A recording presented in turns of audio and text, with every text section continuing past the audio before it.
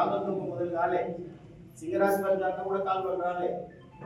ఈ ఉల్పర నుంచి ఈ గ్రామాలన్నీ ఎక్కడెక్కడ పోతున్నారో అక్కడ పోయి మేము కాగితాలు పరిష్కరించాలి. మనకు అన్యాయం, మొత్తం నదిని వలుపుతున్నారు, కృష్ణానదిని తీసుకుపోతారు, అన్యాయం అని. అయితే మాకు కొంచెం కొంచెం భూమి పోతుందని వెనుకబాటు భూమి ఇప్పుడు అది 100 ఎకరాల భూమి పోతుంది. ఈ స్కీమ్ ఆగిపోతే మళ్ళీ అవన్నీ కలదిరిపోవచ్చు. స్కీమ్ ఆగితే మనకు జరిగే నష్టం ఏమి పోతుంది,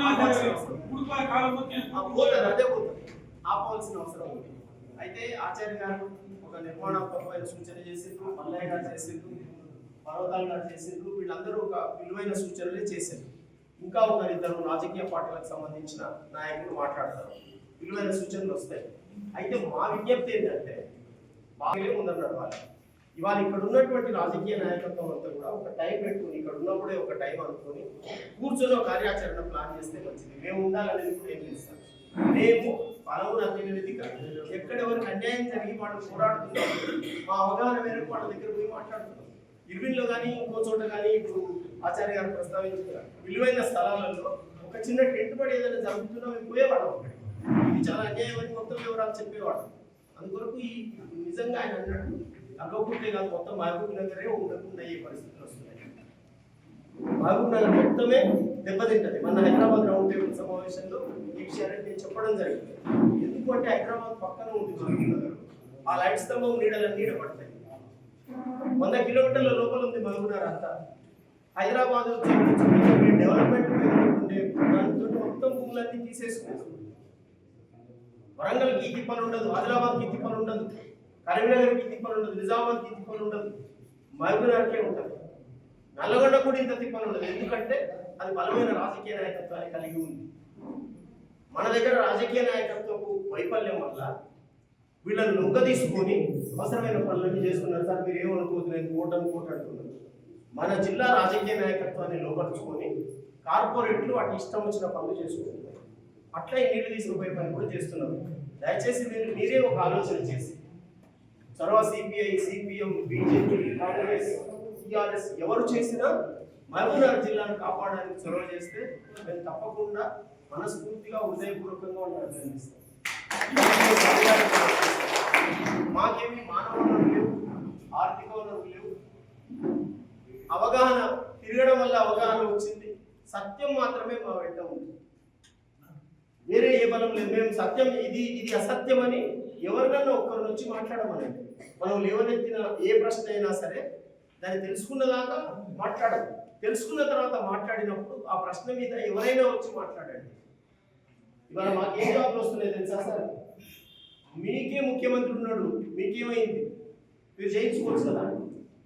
ఆంధ్ర తెలంగాణ కొట్లాడప్పుడు అన్నారు కదా, మీకు ఎమ్మెల్యేలు మీ వాళ్ళు లేరా, ఇవాళ మాట మాట్లాడుతున్నారు. మన ముఖ్యమంత్రిని కూడా విషాదం ఏమిటంటే మన ముఖ్యమంత్రిని కూడా నల్లగొండ వాళ్ళు ప్రభావితం చేసి ఈ పనులు చేయిస్తున్నారు సార్.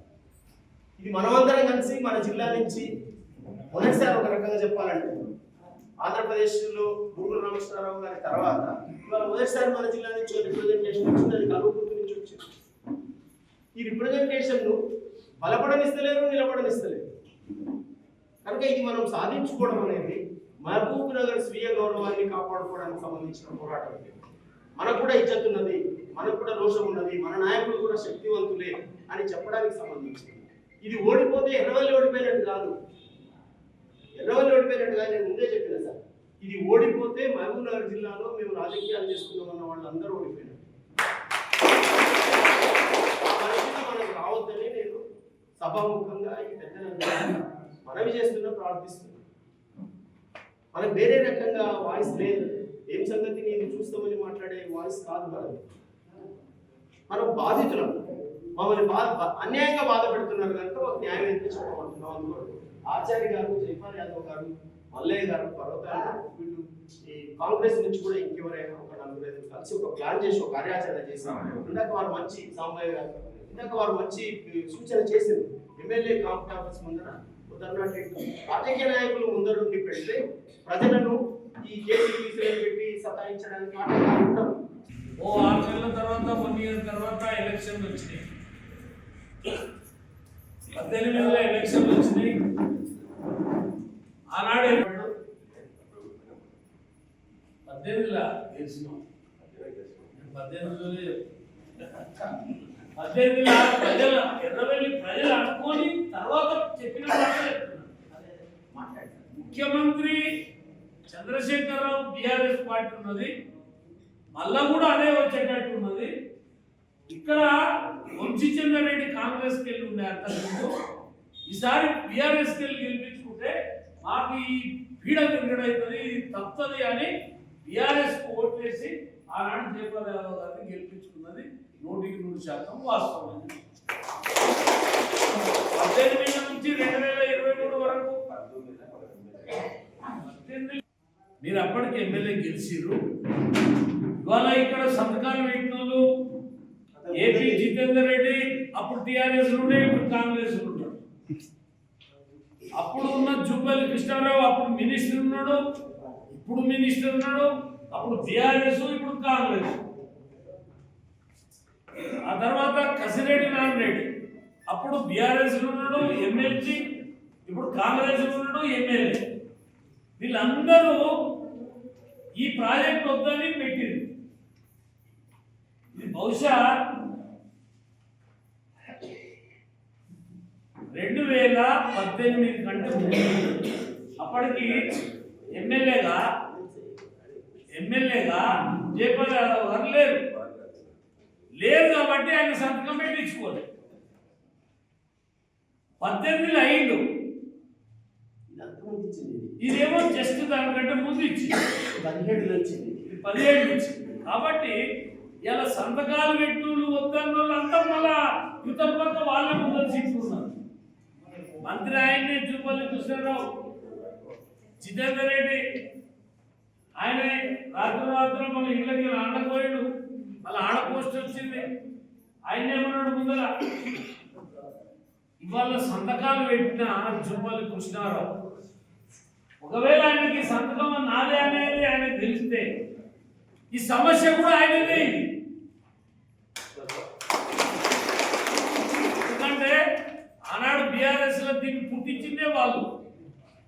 ఆయన మంత్రి ఉన్నాడు, మంత్రిగా ఉండే దీన్ని పుట్టించిండు, మళ్ళా ఈ మంత్రిగా ఉండే దీన్ని వద్దన్నాడు. మళ్ళీ ఇప్పుడు మంత్రి అయ్యిండు, ఇప్పుడు వద్దంటాడో ఉండమంటాడో తెలియదు. ఇవాళ నేను మీ అందరినీ కోరేది ఏంటంటే, మళ్ళా మొన్న 2023లో 18 ఈయన చేసిరా, నేను అడిగిన 20 పోయి పాలక పక్షాన్ని కోట్లు ఎత్తే అడిగినోడు ఉంటాడు. నాయన వాళ్ళు ఏం చెప్తారు వినాలే. మీరు దీన్ని ఆపాలంటే ప్రతిపక్ష పార్టీలను గెలిపినాను, అప్పుడు గెలిపారు. మొన్న ఏం చెప్పిండు, మళ్ళా నేను నన్ను ఎమ్మెల్యే చేయదని నారాయణరెడ్డి మీ అందరి దగ్గర పోయిండు. మీ ఊరు డబ్బు ఇప్పితే మొత్తం నారాయణరెడ్డికి ఇవ్వడు. అంతకుముందు ఈయన గడ్డాయి, తర్వాతనే మొన్న ఆయన గడ్డాయి. ఉత్తరాలకు ఓడేరు ఓడు. నేను ఏమంటున్నానంటే అయ్యింది అయిపోయింది. కనీసం ఇప్పుడన్నా దీన్ని ఎట్లా ఆపాలనే కార్యాచరణ కావాలి. అది కావాలంటే ఫస్ట్కి ఏదో ఉత్తమ్ కుమార్ రెడ్డి హైదరాబాద్లో ఆల్ ప్రాజెక్టుల మీద పవర్ ప్రాజెక్ట్ పెట్టి ఫస్ట్కు జనవరి. దానికంటే ముందే మనం ఇందిరా పార్క్ దగ్గర ఒక అఖిలపక్షము మొత్తం ఎర్రవెల్లి, గోకారం ఈ ప్రాంత రైతులతోటి ఒకరోజు ధర్నా కార్యక్రమం, దీక్ష కార్యక్రమం చేస్తే వాళ్ళకు దీని మీద చేయగలుగుతుంది. అది మీరు మాట్లాడినప్పుడు అది చెప్పు. నేనేమంటున్నానంటే నా అభిప్రాయం చెప్తాను, దానికి నువ్వు జోడించి రైతులు మీరు అందరు కలిసి దాన్ని ఒక ప్లాన్ చేయండి. నాకున్నటువంటి ఐడియాతో ఒక మాట అసెంబ్లీని మీకు ఐడియా ఉందని ప్లాన్ చేయండి. ఆ అసెంబ్లీ నడిచేటప్పుడు కానీ పవర్ ప్లాంటేషన్ జరిగేటప్పుడు కానీ మన ఉద్యమం తెలిస్తే తెలంగాణ రాష్ట్రం అంతా కూడా దీని మీద ఓ చర్చ జరుగుతుంది. ఎర్రవెల్లికి వెళ్ళి ఈడికి వెళ్ళి ఎర్రవెల్లి రోజు పాపం ఆడ ధర్మ చేస్తున్నారు. వాట్సాప్లో వస్తుంది, చూసిన అప్పుడు చెప్తీలే, తర్వాత చెప్తీలే. ఇప్పుడు వాళ్ళు అప్పుడేమో 2000కు 1000కి క్వార్టర్కు వీటికు దానికి వాటి చేస్తే వీటి తిరిగి ఇప్పుడు ఆ గోకారం చెల్లవాడి ఆ చెరువు లేకుండా చేసింది, ఆ సున్న చెరువు మీకు వేసిండు వాడు. అట్టున్న 5-6 ఏళ్ళ దాకా కింది గోకారం చంద్రపల్లి ఆ 7 నెలల ఇంత పంటలు పంతుండే ఆ పంట కూడా చేసిండు, సాగు పట్టించిండు. ఎందుకు చేసిండ్రు ఎందుకు దాని ఆలోచన వృత్తులు. ఇవాళ దీనికి అంతటి కారణము పాలమూరు జిల్లాలో ఉన్న నాయకుల యొక్క అసమర్థత. కొత్తగా అయితే మంజూరైందో 2017 ఇది ఎవరి ఒత్తిడి వల్ల దీన్ని శాంక్షన్ చేయాలి, ఎందుకు ఇది అవసరమా? నిజంగా చెప్పాలంటే పెద్దలు రాఘవాచార్య గారు చెప్పినట్టుగా నాగార్జున సాగర్ నుంచి నడవడానికి నేను తీసుకోవచ్చు, ఎన్ని అంటే తీసుకోవచ్చు. అసలు ఇది అవసరం లేదు.